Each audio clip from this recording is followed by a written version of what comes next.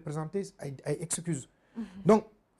finalement ci débat yu ndaw yooyu détails yooyu la ñuy nekk di mais loo si mënti wax loo xam ni que ni débat technique la da ngay gis ni que ni la presse day reculer opposition bi nga jàkkaarlool aussi dañuy di reculer parce que les gens n'ont plus le niveau requis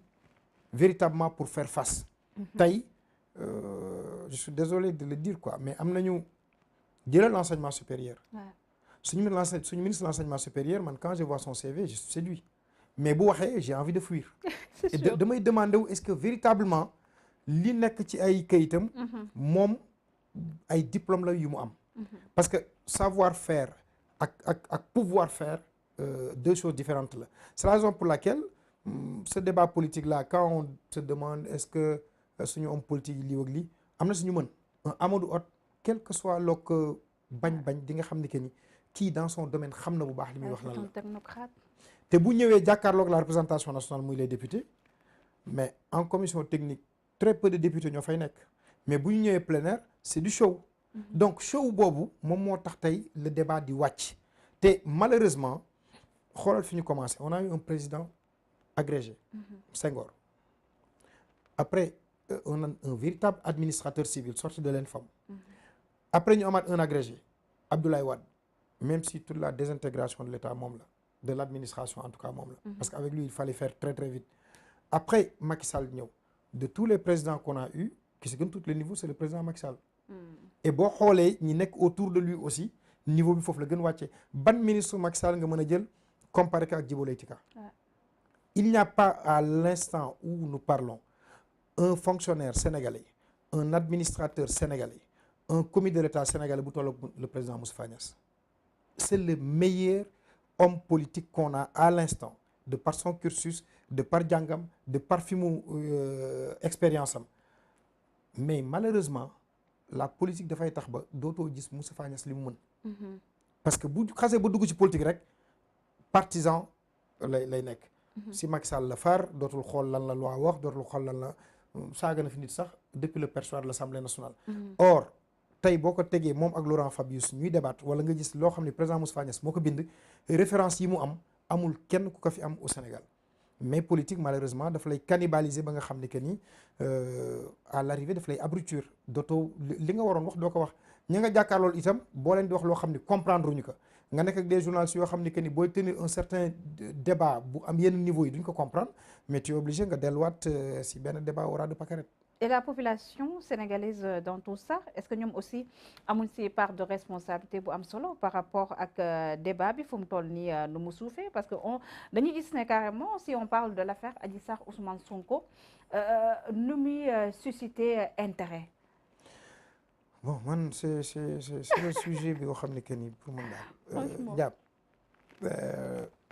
xam nga bu ñu demee ba ci réew boo xam ne que ni Maulana Cheikh Ibrahima Niass fi la bàyyeekoo. Cheikh Ahmadou Bamba El Hadj Malick Sy Bou Kounta Massa Ndiassane nga gis nos familles religieuses wekk bi ñu amoon pudeur bi ñu amoon ñu toog ba nga xam ne que ni tout le débat politique tourne autour d'une histoire de fes diggante kenn ku góor ak kenn ku jigéen def nañu defuñu c'est trop bas. c'est malheureux. nga xam ne que ni man tey je me vois mal dama fi demoon rencontrer ji le khalife général des Mourides mais tu as mal quoi. si góor googu war a toog di déglu. ñu naan Ousmane tëdd na tëddewul. Adji Sarr naan daf ma jaare gannaaw man na indi kaamil teg amul lu muy utiliser kaamil lu dul na ñëw waat ni que ni man ak moom sequñu dara. ñu nekk si réew moo xam ni d'habitude jigéen day am pudeur. jigéen day am kersa. jigéen dafay bëgg ñu koy nëbbal léppam. mais yow amuloo jëkkër sëyuloo mais nga toog naan maa ngi na indi kaamilu alxuraan bi mu ñëw ñu teg mu waat ni que ni man ak moom mësuñu seq dara.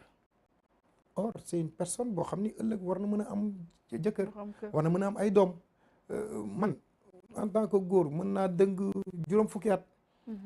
ba sa topp ma dem Màkka dellu si ñu naan Alaaji Maxtaar mais njàpp bu jubee juróom fukki at bi su topp mu dëng mais loolu lañ koy jàppal foofu dafay am différence entre góor yi donc man franchement j'aurais aimé que ce débat là Adji Sarr Ousmane Sonko ñu teggi ka dem def seen procès ñu féete boor ku nekk si ñoom dem bu fekkee Sonko moo def buñ ko waree daan ñu daan ko bu fekkee Adji Sarr def ko tuumaal te loolu amul ñu daan Adji Sarr procès boobu mënoon nañ ko def très rapidement ñu jàll si leneen mais pendant 1 an on ne parle que d'une histoire qui met en scène un homme et une femme seq nañu sequñu def nañu defuñu ñoom ñaar rek ñoo nekkoon ci benn nit. parce que le fait bi ñu mën a téye mais il faut aussi reconnaître aussi Ben que cette affaire dafa am aussi benn coloration politique bu ci am déjà dès le début Ousmane Sonko moom loolu la waxoon avec ces audios yi nga xam ne mën nañu wax ne dafay incriminer directement des personnalités yoo xam ne ils ont eu à servir l'État du Sénégal Mamour Diallo. Voilà loolu est-ce que tey mun nañu wax ne cette affaire aussi finalement elle est banale. xam nga avant ñuy commencer émission dafa am la ma wax da nga ne ma man maa ngi sama rox ku toog njàpp boo demulee kenn du lu tuumaan. C'est vrai. Man dama ragal en fait le milieu des médias. C'est vrai. dama ragal les logiciels informatiques. njàpp tey ku am sa benn enregistrement sa voix une phrase boo def. mën na man ma wax ñu jël adapté que sama wax boobu ñu ne njàpp bi tey moom moo wax xamuma ndax Mamour Diallo moo def xamuma ndax Macky Sall mi ngi si biir xamuma ndax complot am na loolu yëpp man xam man benn fait daal en tant que journaliste lay jàpp mooy ne Ousmane Sonko s'est rendu quelque part boobu fekk na fa Adji Sarr ñoom ñaar ñoo nekkoon ci benn néeg ñoom au moins ce fait il est constant que ñoom ñaar ñëpp nangu nañ ni ils sont retrouvés dans une pièce nuitamment lan lañ fa def ñoom ñaar ñoo xam defuñu fa dara ñoom ñaar ñoo xam mais man bu ma nekkoon place Ousmane Sonko je n'aurais pas prêté le flanc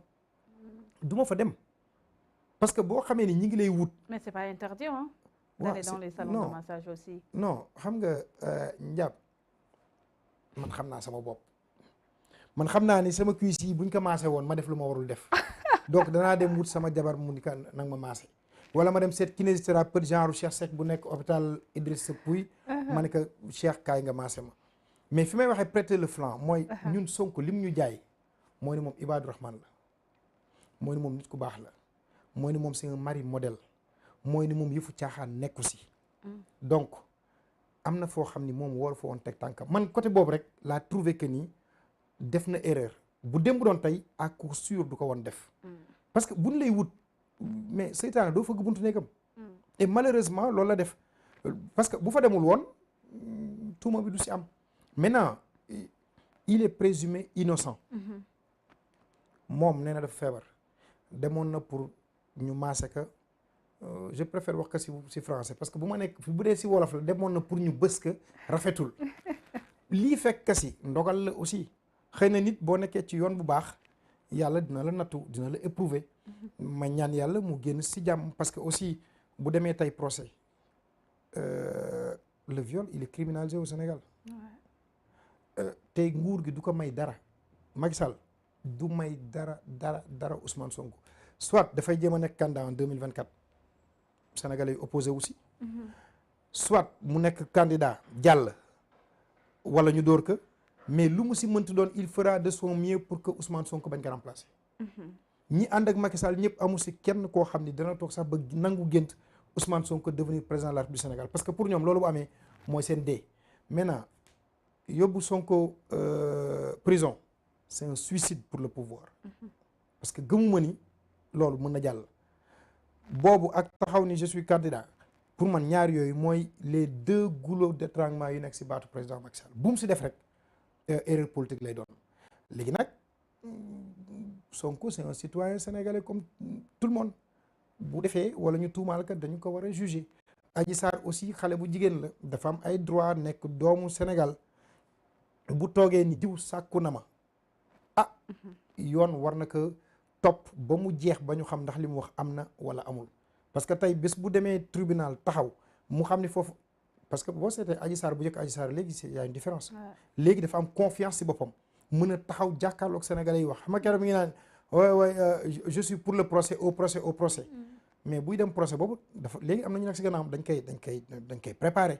te am na yoo xam ni du sax dégg rafet si déggin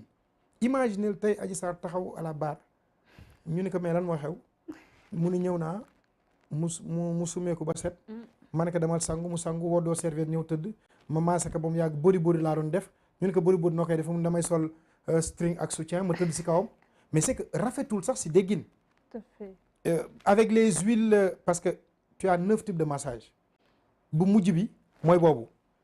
non body moom moo si mujj am na réflexologie non. xam nga non. léegi yow. waaw mais dama lay wax rek 9 types de massage moo am body mooy bu mujj bi boobu buy am la femme dafay diwoo les huiles là. xam naa ne salon de massage aussi miin nga ko benn. wallaahi mosuma dugg salon de massage man nanguwuma sax ku ma defal massage parce que nit da ngay xam sa bopp aussi. donc mais bi affaire bi demee ba am tu es obligé de t'informer un peu. En tant que journaliste pour xam man bi ñu ma expliqué body mooy lan j'ai dit mais kooku moom góor bu ñu ko def mu daanu.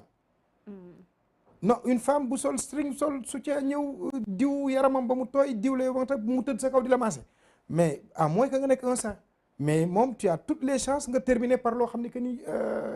neexu la wala boog da ngay topp sa ndoxu bakkan donc à ce niveau bés bu ñu demee procès ce sera très très difficile pour Ousmane Sonko parce que cette Adji Sarr que j'ai vu keroog au tribunal elle va pas le rater non elle va pas le rater bu ñu demee elle va détruire Ousmane Sonko. Maintenant nag man j'aurais préféré que le président de la République vraiment mettre un terme à ce débat là.